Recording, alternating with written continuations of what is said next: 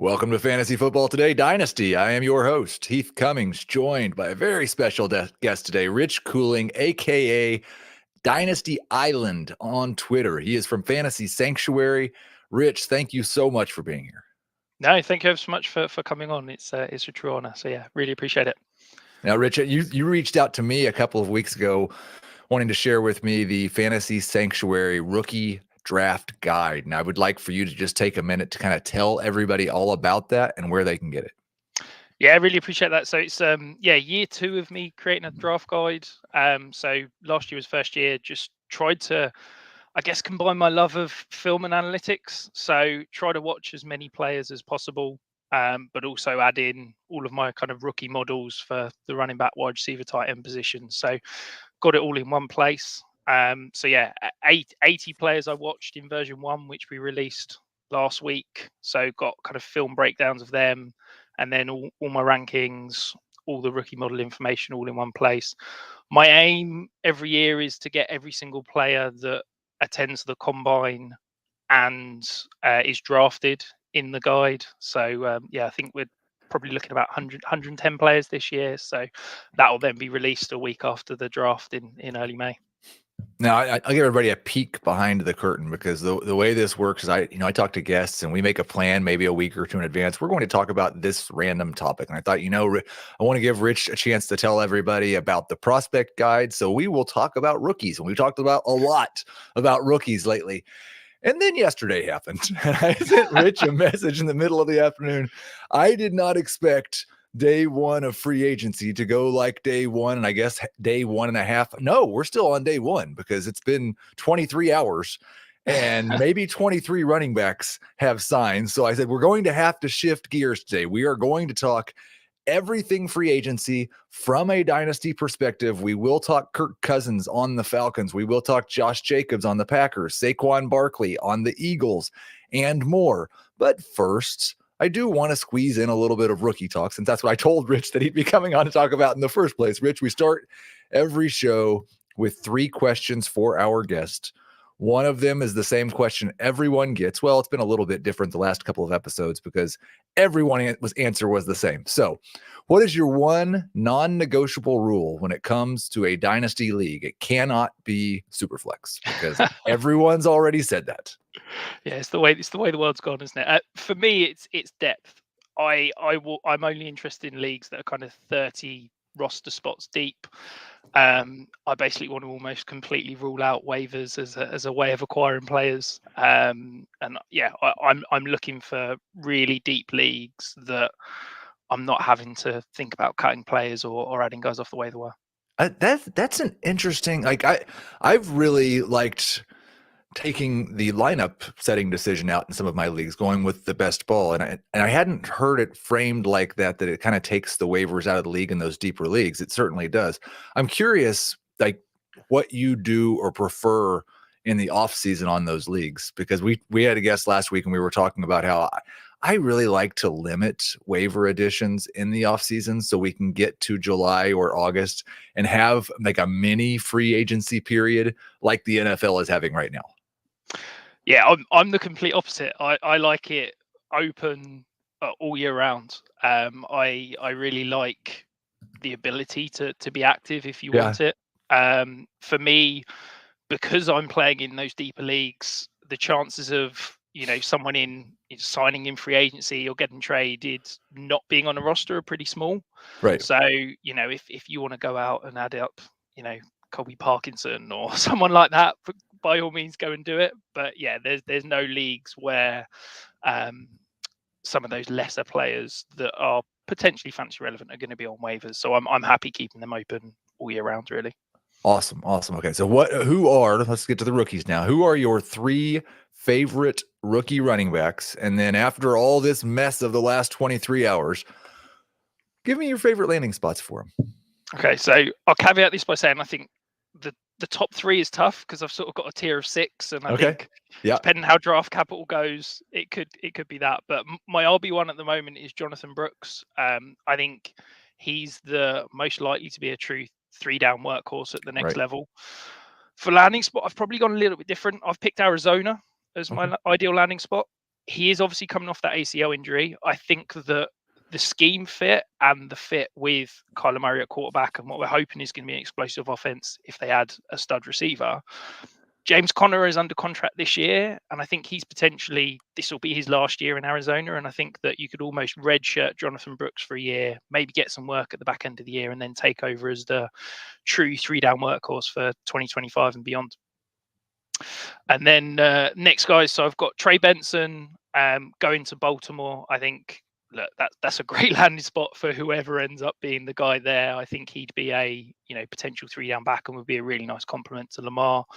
And then my final guy, a little bit worried after the combine, but Bucky Irving. I think he could be kind of the lightning to, if it's Gus Edwards thunder. I think he could be a really nice 1-2 punch in Los Angeles for what we're expecting to be a run-first offense under Harbaugh.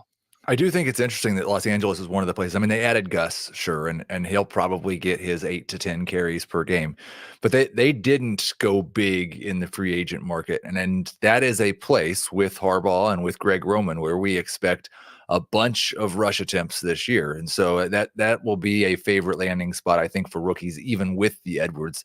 I want to go back to Brooks for a second because I agree with you in terms of like evaluating the running backs based on what they could be eventually. Brooks is the guy, and you mentioned that red shirt season, and so that seems to me like it makes him a better pick because I'm pretty convinced an RB is going to end up in round 1. Probably 2, but at least 1. And those teams are generally the win now teams. Not always. Like there's lots of trades and everything, but it does seem like it's easier to pull the trigger on Brooks if you're one of those teams picking it early in round 2 than if you're one of those teams that's trying to win this year and you feel like you're a running back away. Yeah, absolutely. I guess the question there is, a lot of the leagues I play in, those kind of late firsts have already been traded to rebuilding teams. There's not a huge amount of contenders that have kept their first round picks. But yeah, I think, if you're in that win now window and are looking for a player that's going to push you over the top, I'm not sure Brooks is potentially going to be that in year 1. I mean, it could be that he's a fantastic player. If you've got a competitive team, you can get through the first 10, 12 weeks of the year without him. Well, that's what I bring up. And up and running, he could be great for those playoffs. Like last year, I kind of shied away from both Javonte Williams and Breece Hall coming off the ACL. And it turned out that Javonte Williams didn't really ever get back to what he was. And Breece Hall took like 4 weeks and then he was producing his RB1. So it is possible that Jonathan Brooks could take the Breece Hall path and just be 100% by the middle of the season. That's a good point. And that's really, if you're a true contender, all you care about is what he is this end of the year anyway. Third question, who is your favorite rookie sleeper? So I'm going to cheat here and have 2. So I've got like a mid sleeper, Frank Gore Jr. I think analytically, there's some really interesting aspects in terms of, you look at yards per team attempt, he's in the 90th percentile, that kind of thing. And obviously, being Frank Gore's son, the NFL bloodlines are there. My deep sleeper is Jordan Whittington out of Texas. He's an interesting evaluation because he played running back in the first part of his career, then transitioned to wide receiver. He's one of these players that can line up outside in the slot, out of the running back position. He could get the ball in all sorts of interesting ways. But the really fascinating thing for me is he's clearly a very smart football player. And I think he is phenomenal against zone, which, we saw Puka Nacua. Now, I'm not saying he's going to be Puka Nacua, but obviously he had a fairly incredible year last year. And a lot of that was basically him really understanding NFL defenses and being able to pick apart zone coverages. That's what I see in Jordan Whittington. So, yeah, he's probably going to be a day 3 pick in the NFL draft. He's probably going to be a 4th, 5th round pick in rookie drafts. But there is an interesting profile there that I think I'm looking for upside in those later round picks. And he's the kind of guy that could potentially have it. So what I love there is you gave us a name, and it may not be a name we've talked about because it's the kid, but a name that everybody knows. And Frank Gore, it's Frank Gore Jr. And then a name, Jordan Whittington, that I don't think has been mentioned on this show yet during draft season. So we got a new name, we got an old name. The old name is the young guy. That's fantastic. Let's take a short break, and then we will get into what was a wild first day of free agency. Okay, Rich, so we are back, and I tried to order these things kind of as I saw them in terms of relevance, because I know we're not going to get to everything today. But I want to start with what seems like the biggest shoe to drop, and Thomas is maybe crying backstage, or maybe happy backstage. I'm not sure how Thomas feels about it. Kirk Cousins goes to the Atlanta Falcons, 4-year deal. Who knows how many years he's actually going to be there, but more than one, I think. 2 feels very safe. This is such a huge change in the landscape of the Atlanta Falcons. We've spent the last couple of years in the Arthur Smith offense with the extremely run heavy approach. Now they've got a defensive head coach. I'm not sure they're not going to throw it 650 times like the Vikings did, but let's just start with what it means for the pass catchers. Drake London just absolutely to the moon. Yeah, absolutely. I love Drake London as a prospect. I think he's been phenomenal in fairly challenging circumstances, both in terms of quarterback play, but also, you said being a run-first offense and all that side of things. You look at the advanced stats, 14th in targets per route run across the last 2 seasons, 25th in yards per route run. I think he's massively underrated. He can work all 3 levels of the field, and he's a top 10 dynasty wide receiver for me right now. So that's what I was going to ask you next. I've currently got him at wide receiver 13. I will put my next public dynasty rankings out in about a week and a half. I take vacation next week, and then I'll let everything land where it lands with free agency and then fully update. And London's going to be somewhere around 12, I'm confident. You've got him 6, 7, 8, 9, right in that range? So he's 10 for me. So he's 10, in a tier perfect. along with Chris Olave and Tyreek Hill, just ahead of Pittman, DJ Moore, Jalen Waddle, that sort of guys. Okay. Yeah. A lot of those same guys in the same range. I think that will be a pretty common assessment. Like, I don't think anybody's going to be too skeptical of Drake London going into next year. We're all just going to expect that he makes this massive leap.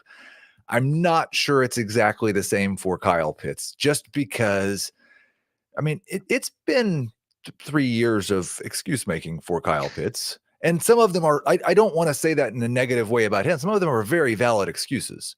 But where he came from as like the 101 in some rookie drafts to definitely a first-round startup pick, to year 2 was rough, year 3 was maybe hurt, Jonnu Smith taking production away from him. How back in are you on Kyle Pitts? I'm pretty back in. Yeah. I'll be honest, I was never really hugely out. I've always been a bit of a believer, but I guess for me, the way I play Dynasty, I don't overly value the tight end position. I think over the last few years, we've almost been spoilt by Travis Kelce, and you look at his kind of value over an average player of sort of 7-8 points per game. That's been massive.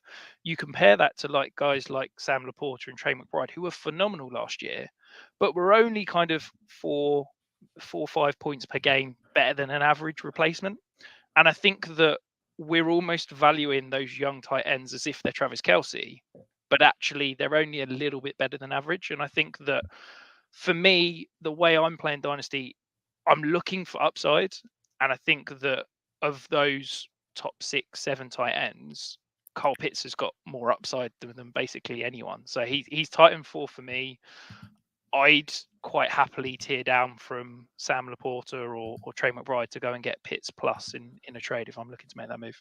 Also tight end 4 for me. I actually had him one spot behind Dalton Kincaid before Cousins signed with Atlanta. He moved back in front of Dalton Kincaid. I've got Laporta, McBride, and Mark Andrews as the 3 tight ends in front of him. And I think like it will be interesting. I've got some late firsts that I thought about seeing, I wonder if somebody thinks this is their chance to get out on Kyle Pitts. So I might send that offer. I don't think you're probably getting a top 8 pick in a super flex draft or a top 7 pick for him. So it'll be interesting to see if anybody decides it's time to move off of him based on this news. I did want to start with the positive of this move, but I do think it's worth saying because Kirk Cousins has been a borderline QB1 in Minnesota. And in fact, better than that at times, even with the great weapons in Drake London and Kyle Pitts. I feel like this is a pretty significant downgrade for Kirk Cousins from both 2024 and a dynasty perspective. Yeah, I mean, how can you go from the best wide receiver in the league, probably one of the best wide receiver 2s, and an elite tight end? It's always going to be a downgrade wherever you go, isn't it? I think for me, it's a significant downgrade for 2024. The fact that he's got a secure home now, Right. probably looking at the contract for 3 years. That's kind of held his value in Dynasty. I think there's probably 10 guys at the moment that you can comfortably say are going to be a starter for the next 3 years. So that has essentially kind of negated the short-term downgrade, because it's a slightly upgrade longer term as such. When you look at Cousins versus, say, Jared Goff and Baker Mayfield just got the new deal that probably means he's starting for 2 years. Is he clearly ahead of those guys? Is he right in the mix with those guys? I've got him in that low end QB2 range with those guys. Yes, I've got him a tier ahead of Baker Mayfield. I think both the longevity and the production, I think, is going to be better. I've got him a tier behind Jared Goff, and that's based on me expecting Jared Goff to get some sort of extension this year. Going into the final year of his contract, I'd be shocked if the Lions allowed that to play out, and I think we're going to see probably a similar contract to what Kirk Cousins signed, maybe a little bit more money down the road kind of thing. But I think Jared Goff is going to have at least that sort of longer term security that Kirk Cousins has got. Yeah, I do think that, like, I guess the one thing that might change that is what the Lions have seen from Hendon Hooker. But yeah, I somebody had mentioned to me when they looked at my quarterback rankings, they said, it seems like Hooker's too high. I said, well, I kind of liked him, and they've not extended Jared Goff yet. And so there's just that little bit of window that I'm not entirely sure, but you're right. It's probably an absolute monster deal for Jared Goff that all of us in 2016 or 2017 would have just been flabbergasted by. Can't wait to see it. Any fear creeping in about Justin Jefferson, about Jordan Addison, about TJ Hockenson, that the Vikings did sign or will sign Sam Darnold? That doesn't necessarily mean he's going to be their starter, but he's the best quarterback on their roster right now, and that's a pretty big downgrade from Kirk Cousins. Are you downgrading those guys at all? I'm not moving Justin Jefferson. I think he's good enough. I think we've seen plenty of bad quarterbacks be able to sustain one kind of superstar, and I think Justin Jefferson's so good that he could put up fantasy points with me throwing him the ball, quite frankly. I think it is a real concern for Jordan Addison. I think if it is Sam Darnold, if we do see them perhaps get aggressive in the draft and bring in like a JJ McCarthy or something like that, it's normally the second receiver that we see take the hit. So I was a huge Jordan Addison guy coming out last year. He was my wide receiver 1 in the draft, but I'm concerned about him moving forward. And then TJ Hockenson, I was already lower than consensus. That late season injury, I don't know how healthy he's going to be to start the year, whether he ends up on PUP or something like that. So I'm already a little bit concerned about TJ Hockenson. This has probably exacerbated that a little bit, but yeah, Justin Jefferson I think is still the wide receiver 1, and I've got very few concerns. Yeah, I think Hockenson gets into a real tricky range now, because he's definitely still in his prime, and he has 2 or 3 years left, but he's not the type of guy that I would want to be rostering if I'm not competing this year. And if I am a serious competitor, I'd certainly rather have the older guys like Kelsey or Kittle. And so I don't know that you can't really probably have much success dealing him right now. It doesn't seem like anybody's going to be super interested in acquiring him.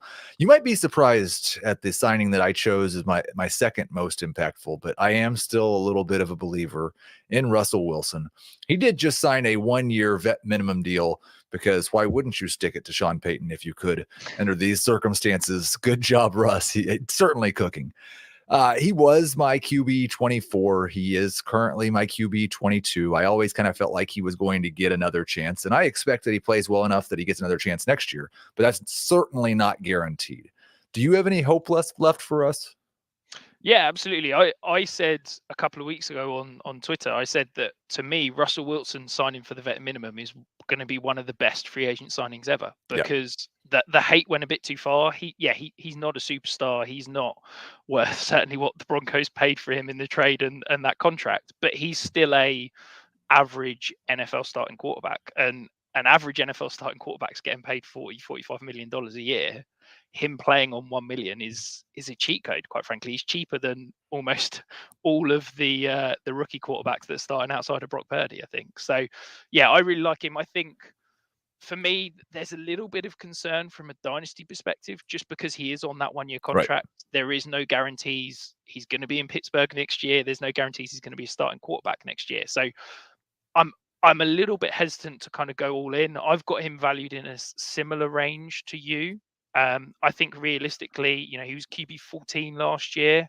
I wouldn't be shocked if he was in that similar range, sort Yep. of high QB2 again this year. But just that uncertainty of next year and beyond means that he's got to be a back end QB2 for me in Dynasty. Right. Yeah. And I saw immediately after the signing happened, somebody in one of my leagues, Superflex, of course, sends me a trade offer, wants to send me. And I say this a lot, but in a Superflex league, for the most part, a guaranteed starting quarterback generally gets a late first as kind of a minimum. If you could usually get more if they're any good. And he sends me Russ for my 2025 first. Well, I've got that roster is teetering right now. I'm not sure at all that I'm actually going to be a contender this year. And things go really bad, and that 2025 first could be a good pick. And so I said no. But he was able to trade Russ and I think one more piece for a 2024 first. If you're a contender, are you giving up your pick 10, 11, 12 for Russ this year if you need a quarterback? I think I'd rather go and probably go and fire the similar pick at maybe a guy that I perceive has got higher upside, but also a similar floor in, Matthew Stafford or Right. Aaron Rodgers, who have Okay. also got perhaps a little bit more security next year.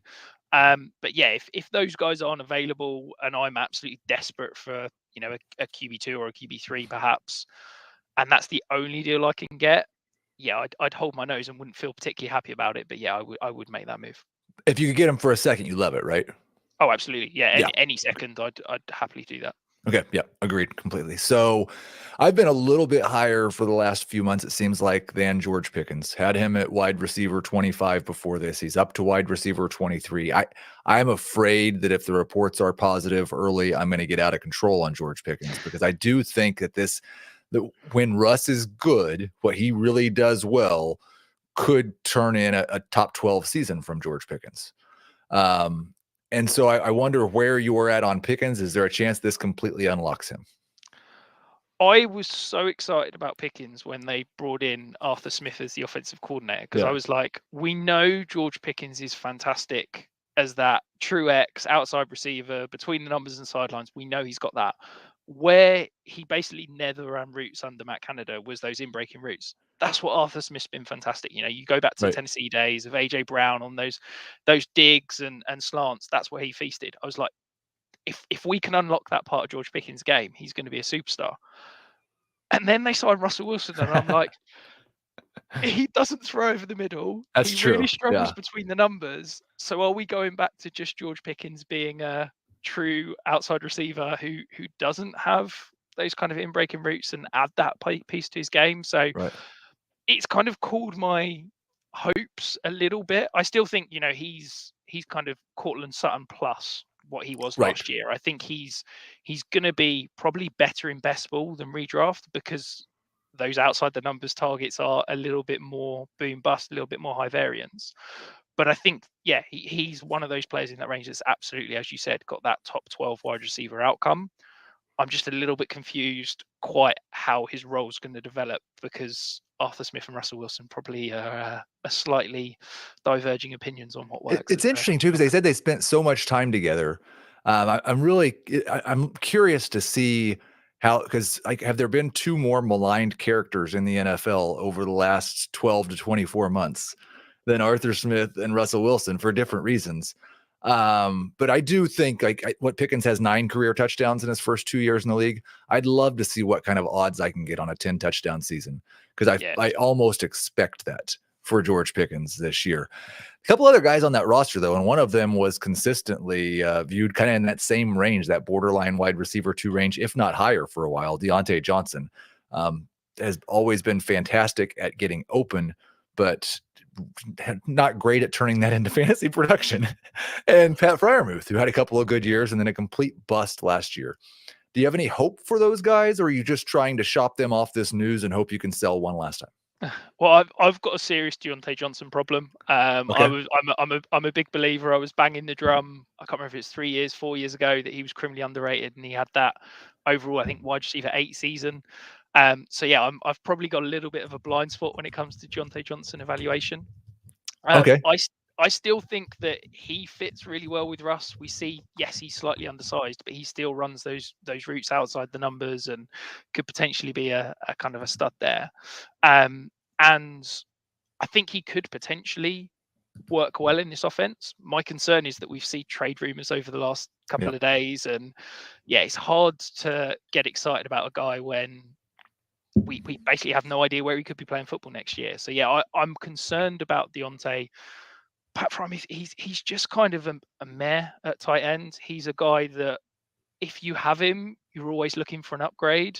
If you don't have him, you're never going to go out and pay anything to acquire him because you're Right. always looking for someone that's slightly better. So yeah, he's kind of going to end up probably high end tight end 2, back end tight end 1, but you never really want to start him or never really want him on your team, quite frankly. I'll be also really interested, and I don't have an answer to this, but what happens to the running back targets in the Steelers offense? Because I know like people were making a lot about how much Russ threw to his running backs last year, but I think that was entirely a Sean Payton thing. That's not really something he did a lot in Seattle. And so, and it is something that Arthur Smith's done though. So like whether it's Najee or it's Jaylen Warren, I'll be interested to see that as well. But I don't think we have any real reason to feel like we know the answer at this point. We're just going to have to wait and see. We'll get to the running backs now. Josh Jacobs signed with the Packers. They released Aaron Jones. And I think I saw this morning that Aaron Jones signed with the Vikings. So but you know, or at least is heading that direction. Is Jacobs your top ranked dynasty running back that moved yesterday? No, but he's back to back with somebody that I'm sure we'll talk about in a minute. But yeah, okay. He's very close. Is he a top 12 dynasty running back for you? He's running back 10 for me right now. Yeah, I think he jumped up a couple of spots. I was shocked that he got the money he did, and I'm so excited about him in this offense because I think that he basically fits what Green Bay's been looking for and hope they were getting in terms of AJ Dillon when they drafted him. And I think that he's going to mesh perfectly with that true thumper between the tackles with a really exciting offense in terms of the wide receivers, the tight ends. Jordan Love, I think, has ascended to a huge level. So yeah, right. Very, very excited about what he could be in this offense. They've definitely put a good team around him, and I think they are all in. So let's go see what the Packers can do this year. Zamir White, kind of the guy left behind in Las Vegas for now. And there's not a whole lot of guys that I think we'd be certain are going to take that job away from him left in free agency. I've been pretty wait and see with Zamir White, and I probably will stay that way. But I do have him on the back end of a couple of dynasty rosters. He's currently right around RB 30 for me. How excited are you? Do you think he's going to get a chance to just be the lead back, or would you be seeing if you could sell during rookie drafts? Yeah, no, I'm super excited. Okay. I think what he showed at the back end of last year was fantastic. I think we know that Antonio Pierce is going to look to run the ball. I think bringing in Gardner Minshew, I think reiterates that. You know, Gardner Minshew is not a guy that's going to push the ball downfield a huge amount. He's going to check down an awful lot, which I think is great for Zamir White, but we're going to run the ball also. He's running back 18 for me. So I appreciate I'm probably quite a lot higher than consensus. Okay. But there was some reports yesterday that the Raiders aren't going to look to bring anyone in. He is going to be their running back 1. They'll probably look to draft somebody on day 3. So yeah, I think that he's going to be a kind of 60 to 70% opportunity share guy, and there's not many running backs that you can kind of bank that in for. Well, I had a team where I lost Khalil Herbert yesterday, but I also have Zamir White, so maybe we'll be okay yet. No, I think it's time for something we don't do on this show very often, but it's good. It's a little bit of breaking news here, and I had Thomas say, go check this, make sure it's right. Joe Mixon's not being released by the Bengals. Joe Mixon is being traded to the Texans. We've got the tweet from Ian Rappaport, so we're moving with it. This is like, I was going to ask about the guys who hadn't been signed yet or who had been cut and didn't have a job yet, and like how concerned we were, because this, like we've seen it multiple years. The last veteran running back to sign sometimes doesn't sign until camp. Now Mixon's on the Texans in a situation that we were mocking rookie running backs to go to. We were trying to get Saquon Barkley there. We expect this to be a very good run offense because of the people who are designing it, right? Like this was supposed to be a highly efficient run offense. We didn't really get that last year, although Devin Singletary was pretty good in the second half. How excited are you for Joe Mixon on the Texans? Yeah, I think if you're looking for a 1-year rental, I think it's fantastic. It'll be interesting to see whether the Texans pay him any more money or he just ends up playing out on his current contract, because I think it could potentially be exactly that for the Texans in terms of that 1-year rental. So Right.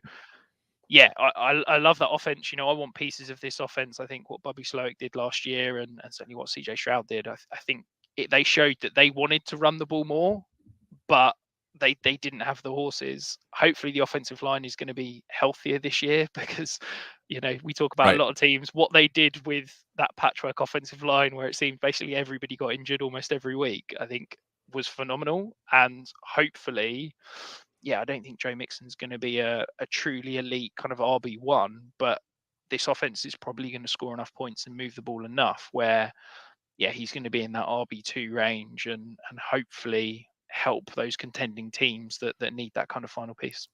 Yeah, I could absolutely see a high-end RB2 season. I think the 1-year rental is exactly the way that the Texans and dynasty managers should look at this.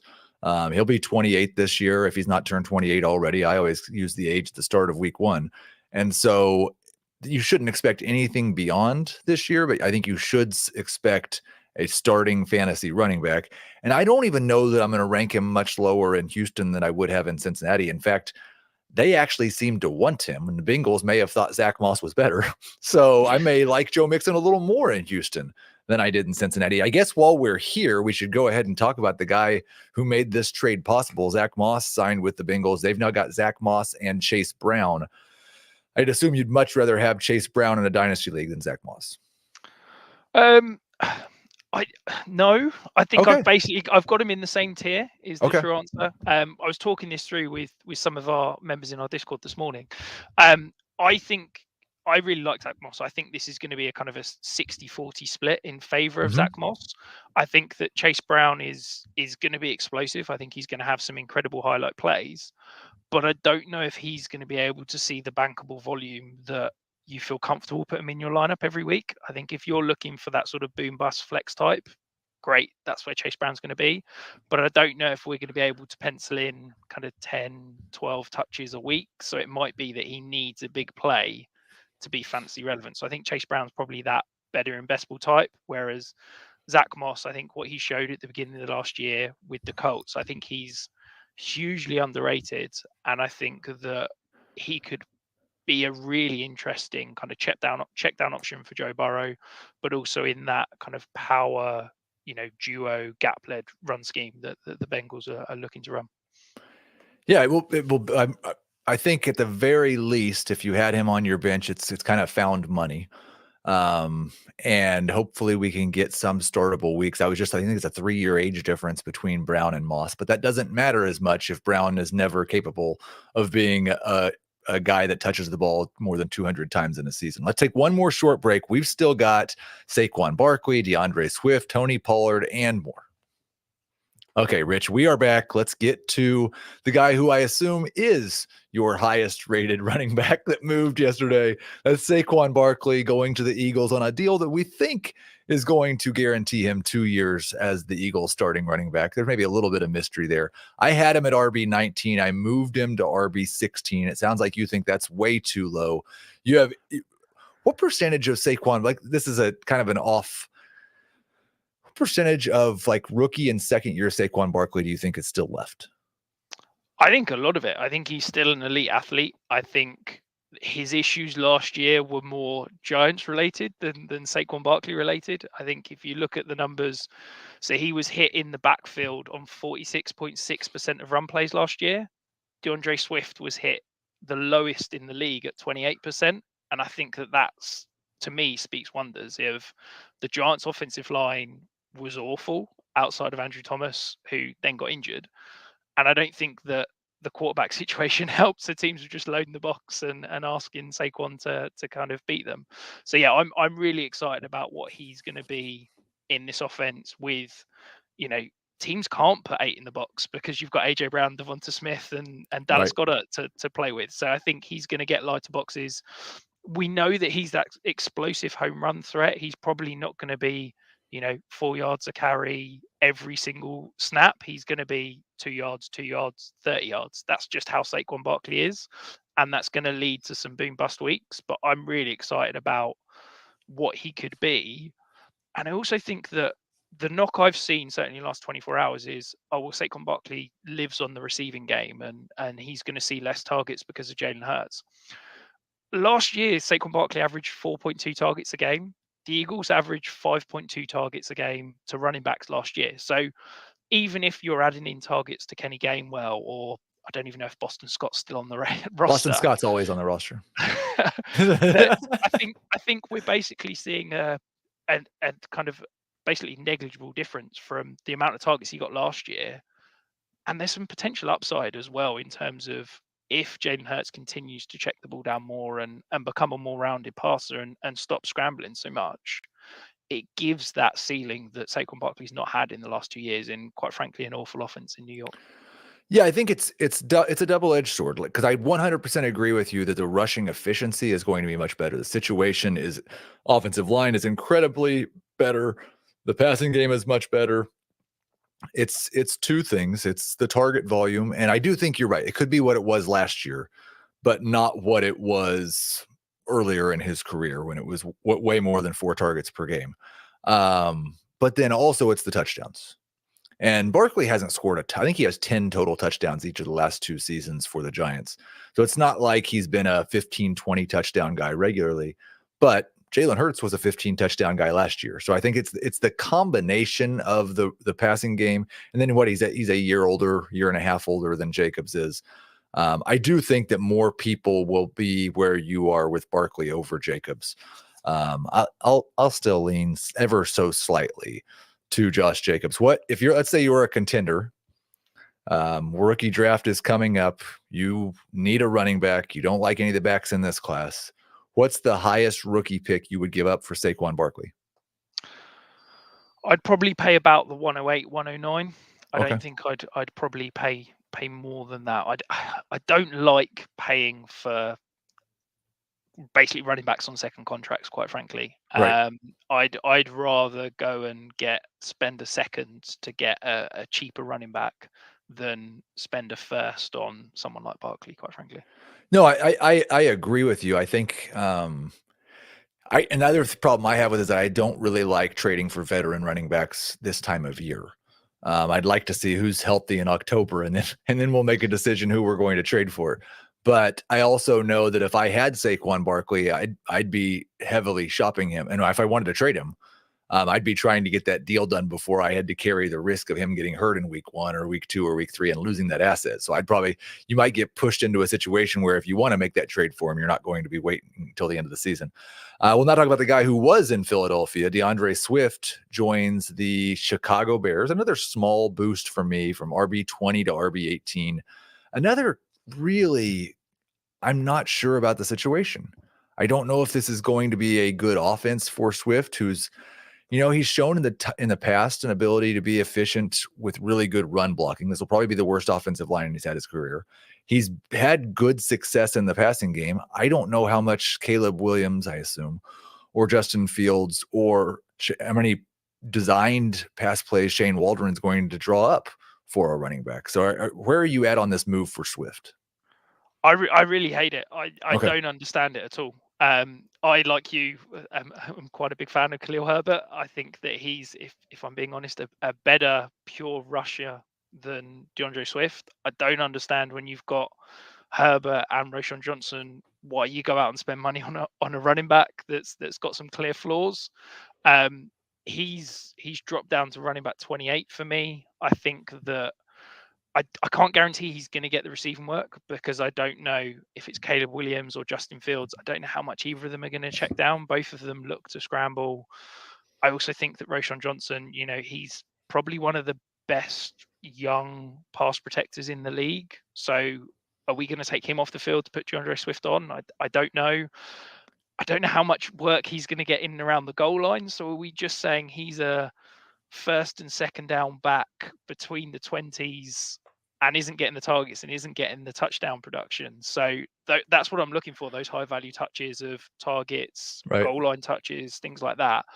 And I'm not convinced that DeAndre Swift's going to get there. He's probably going to have some really nice weeks because of the type of player he is, in terms of he is an explosive threat. He's, can score from anywhere on the field, quite frankly. So he's going to have some really nice highlight plays, but I don't know if he's going to have that bankable week to week production, given the fact he's probably going to be, yes, the head, but it's going to be a 3-headed committee. Yeah, exactly. And you mentioned Roschon Johnson and his pass blocking ability. I think there's a lot of very nervous Roschon Johnson fantasy managers this morning. What is your level of hope for him? I wasn't hugely high on him coming out. So I wasn't.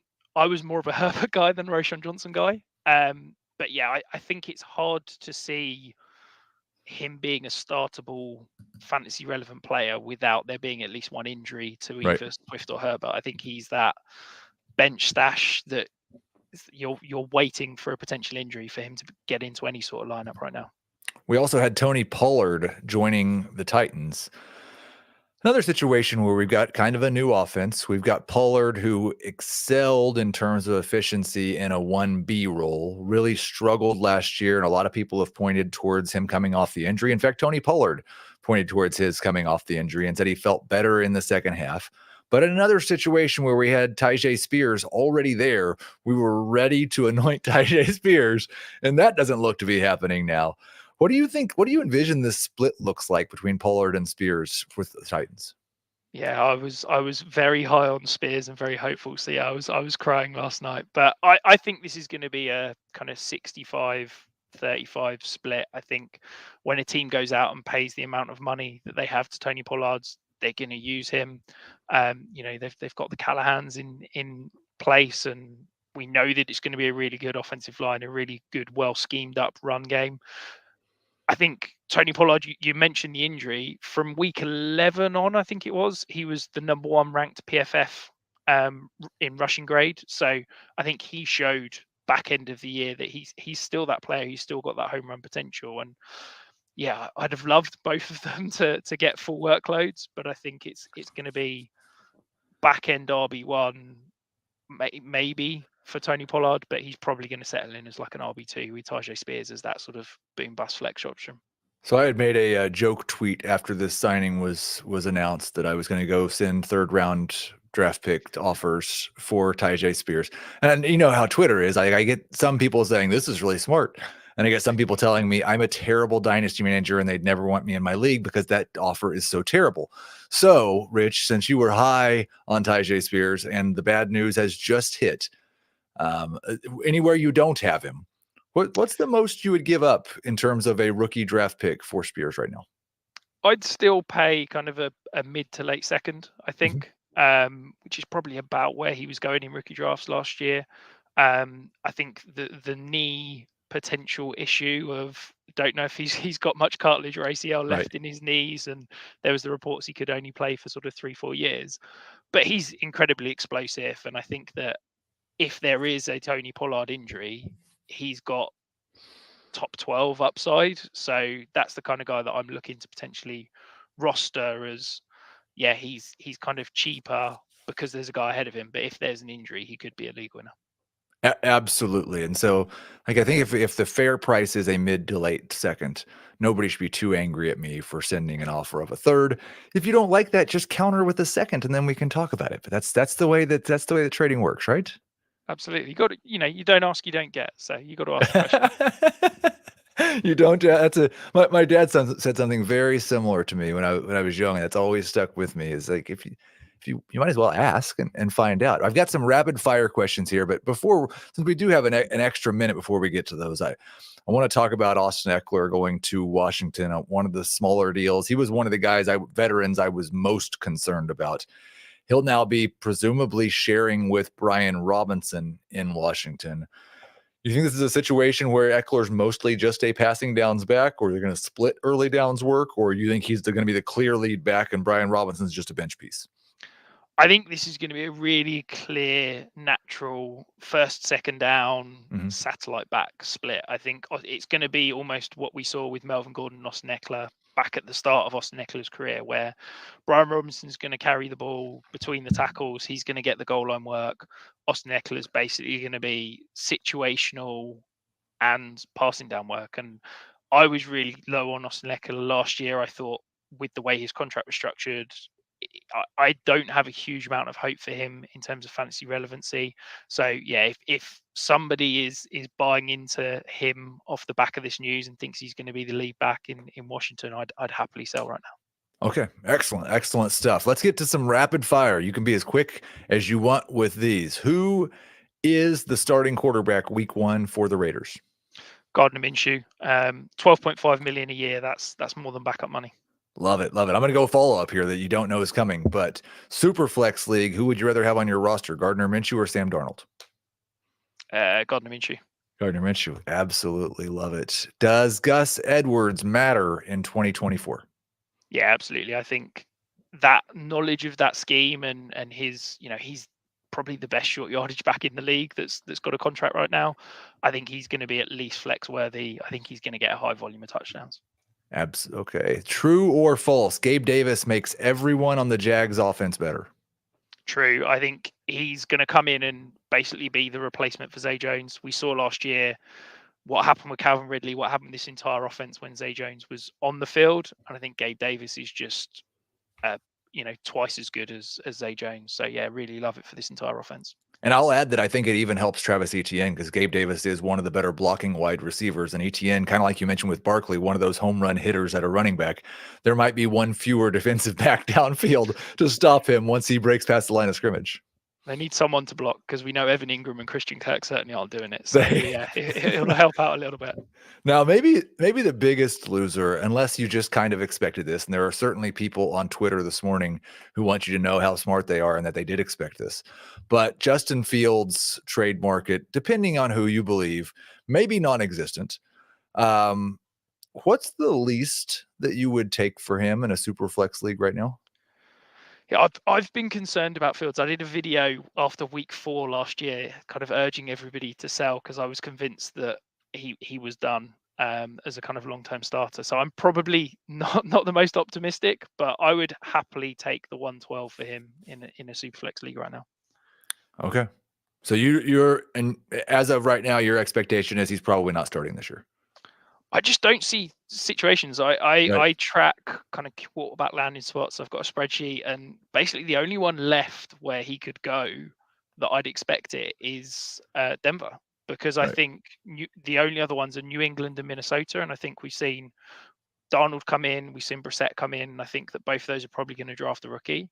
So it's Denver, and I don't think Sean Payton would like him probably. I don't think Sean Payton would like him at all. I saw somebody floating Seattle. And I could see making sense. Like if you really want to just run the ball, and I think Mike McDonald might like just run the ball 550 times, then maybe he thinks I can build a Baltimore West out here with Justin Fields. My concern is I don't think he's better in 2024 than Geno Smith. Right.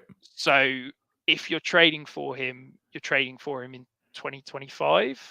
As in for the 2025 season, right. But at which point you've then got to extend him and pay him a lot of money. So do you want to trade him for a potential downgraded quarterback? I get the points that he could be really interesting in terms of that rushing side, but I think Geno Smith is an above average NFL starting quarterback right now. And I think, he might not be dynamite for fantasy and dynasty, but in terms of NFL, I think Geno Smith is head and shoulders above Justin Fields. That's what we always have to kind of be careful with when we've got a regime change like this, is because what does the new staff think of Geno Smith? And that's what we'll find out over the next couple of weeks and months. This is going to hurt, so I'll just prepare you in advance. Do I have to hold Khalil Herbert through my rookie draft if I've got to drop people to make spots to draft rookies? Do I have to hold them? Yeah. I mean, this comes back to my point at the beginning. This is why you play in deep leagues, so you don't have to have the pain of dropping someone like Khalil Herbert. But yeah, I think if we're talking rookie picks, I'd probably take him mid third round. So if you're dropping him for a guy that you're taking later than that in your rookie draft, I'd happily keep him and find someone else to drop. Same for Dameon Pierce. No, I'm less excited about Dameon Pierce. I'd trade him away for a box of beans right now. I've got no hope or upside there. What about Antonio Gibson? I don't see a world in which he carves out a good role. I think Ramondre Stevenson is better in every aspect of basically running the ball, receiving the ball, whatever. So I think he's again an injury away. So yeah, if you need the roster spot, I'm happy moving on from Antonio Gibson. Truly awesome stuff today, Rich. Remind everyone where they can find your draft guide. Yeah, so you can find it. We're on YouTube. The Fantasy Sanctuary is at the FFF Sanctuary. It's free to all of our members from silver and gold tier. So you can hit the join button on Twitter and go give us a subscribe their way there. Short programming note, I will be back with you on Friday. We'll talk about the rest of the free agency news here on Fantasy Football Today Dynasty. I will be off next week, but we will have a show pre-recorded for you. So one show next week, back to our normal schedule the following week. Thank you for listening.